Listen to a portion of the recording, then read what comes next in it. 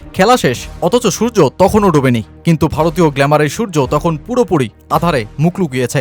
England যখন অবাক হয়েই ভাবছে কত সহজেই জয়টা চলে আসলো, তখন ভারত মাত্র 11 ওভার 4 বলেই অল আউট হয়ে একটা লজ্জার রেকর্ডও তো করে বসেছে।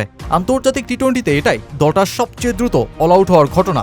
আর যেই সিরিজে ভারতীয় ব্যাটিংকে রীতিমতো এক্সপোজ করে দিয়েছে ইংল্যান্ড, এটা শুধু ভারতের পরাজয় নয়, এটা ব্যর্থতার বহিঃপ্রকাশ। আর যেই সমস্যার শিকড় মাটির আরও গভীরে।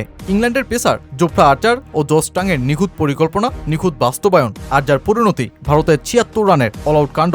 অথচ যার শুরুটাই করেছিল ভারত। কিভাবে ইংল্যান্ড ভারতকে এভাবে ভেঙে দিল তার ট্যাকটিক্সেই চলুন নজর দেওয়া যাক।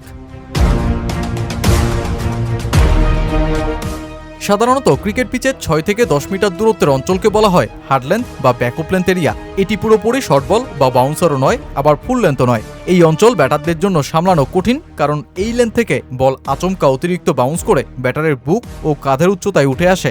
আর হার্ড লেন্থের বিপক্ষে ভারতীয় ব্যাটারদের বিদেশি মাটিতে দুর্বলতার খবরটা ছিল ইংলিশদের পরিসংখ্যানের টেবিলে। সবশেষ সেটাই কাজে লাগায় ওরা। 2025 এশিয়া কাপে সংযুক্ত আরব আমিরাতের মাটিতে যেই লেন্থে ভারতের ব্যাটিং গড় ছিল 18.42, সবশেষ আয়ারল্যান্ড সফরে 17.17 আর ইংল্যান্ড সফরে তা কমে দাঁড়ায় 14.29। অন্যদিকে 2026 বিশ্বকাপে ঘরের মাঠে যেখানে ভারতের এই অঞ্চলে ব্যাটিং গড় ছিল 47.70, এই বিশাল পার্থক্যই বিদেশের কন্ডিশনে ভারতের টেকনিক্যাল দুর্বলতা স্পষ্ট করে আরও। মজার বিষয় হলো ট্রেন্ট ব্রিজে ভারতের পেসাররাই প্রথম সেই অঞ্চলকে কার্যকরের পরিকল্পনা দেখিয়েছিলেন, আর যেটাকেই লুপে নেয় ইংল্যান্ড। আর ইংলিশ পেসাররা তাতে ভারতের চাইতেও হয় সফল। ট্রেন্ট ব্রিজে 6 থেকে 8 মিটার গুড লেন্থের করা বল গড়ে স্ট্যাম্পের উচ্চতা চাইতে 11 সেন্টিমিটার বেশি উপরে উঠে আসে।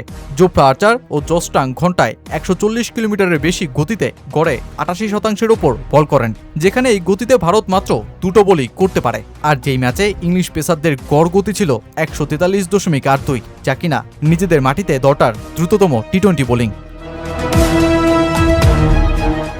সূর্যবংশীর কাছে আর্চার একটা ছক্কা হজম করতেই লাইন ঠিক করে বসেন। পরের ওভারে শর্ট বল দিয়ে বৈভবকে জায়গা না দিয়ে খেলতে বাধ্য করেন। আর এই ব্যাটার শেষ পর্যন্ত বাটলারের হাতেই ক্যাচ তুলে দেন। জস টাং শুরুতে সুইং খুঁজতে ফুল লেন্থে বল করলেও দ্রুত হার্ড লেন্থে ফিরে যান ও অভিষেক শর্মাকে আউট করে দেন। ঈশান কিষান, অক্ষর প্যাটেল ও শিবম দুবে ক্রিজে পা আটকে রেখে ব্যাটিং করতে অভ্যস্ত, যা হার্ড লেন্থের জন্য মরণ ফাঁদ। আর যেই দুর্বলতাতেই 3 জন পরাস্ত হয় ইংল্যান্ডের বিপক্ষে।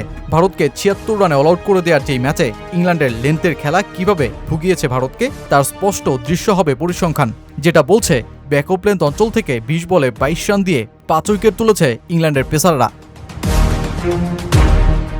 বিদেশের মাটিতে হার্ড লেন্থে ভারতের টেকনিক্যাল দুর্বলতা এখন প্রকাশ্যে এসে পড়েছে, বিশেষ করে আয়ারল্যান্ড এবং ইংল্যান্ড সফরে টানা ব্যর্থতার পর। প্রতিপক্ষ দলগুলো সামনে হয়তো ভারতের বিপক্ষে বারংবার এই একই কৌশল ব্যবহার করতে চাইবে। তাই তো গৌতম গম্ভীর বললেন, আয়ারল্যান্ড সিরিজের হারের সেই শিক্ষাগুলো দলটা না নেওয়াতেই আজকের এই পরিণতি।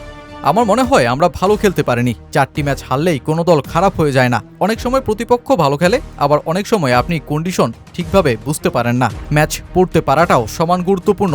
আয়ারল্যান্ড সফরের পর থেকে আমরা সেটা ঠিকভাবে করতে পারিনি। ইংল্যান্ড কি পরিকল্পনা করবে জানি না, তবে দ্রুতগতির বোলিং আরও ভালোভাবে খেলতে হবে।